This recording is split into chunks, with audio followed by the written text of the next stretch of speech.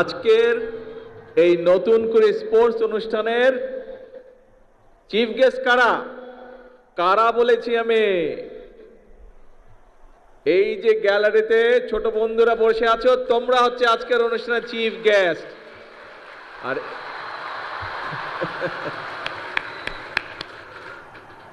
আমার আজকের এই নতুন করে স্পোর্টস অনুষ্ঠানের সম্মানিত ছোট বন্ধু চিফ গেস্টরা এবং অনুষ্ঠানের সভাপতি সহ আমন্ত্রিত অতিথিবৃন্দ, আসসালামু আলাইকুম।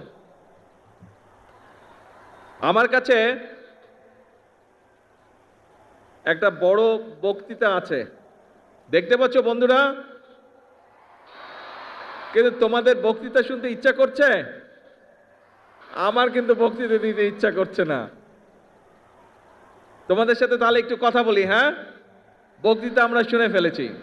আগে আমাকে বলো, এই যে মাঠের মধ্যেখানে আমাদের অন্য বন্ধুরা যে বসে আছে, ওরা যে কিছু আগে অ্যাক্রোবেট দেখালো, তারপরে সুইমিং দেখালো, চেস দেখালো, এই যে 8টা আমাদের ইভেন্ট এখানে দেখালো, কেমন লাগলো? তোমরা এনজয় করেছো সবাই? তাহলে আমরা ওদের জন্য একটা জোরে ক্ল্যাপিং দেই।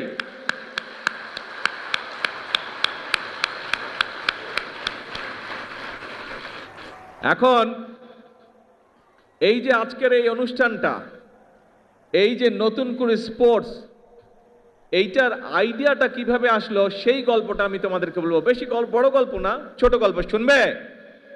কে কে শুনবে? হাত তোলো তো, কে কে শুনবে? Very good. আচ্ছা, ঠিক আছে। এইটা প্রায় 4.5 বছর আগের কথা।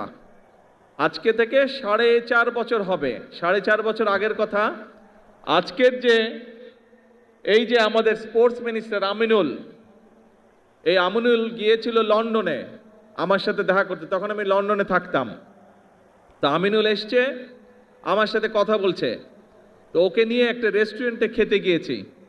আমি গিয়েছি, আমার সাথে তোমাদের আন্টি গিয়েছেন, আমিনুল গিয়েছে, আর এখানে কয়সার বসে আছে। খুব সম্ভব কয়সারও আমার সাথে ছিল।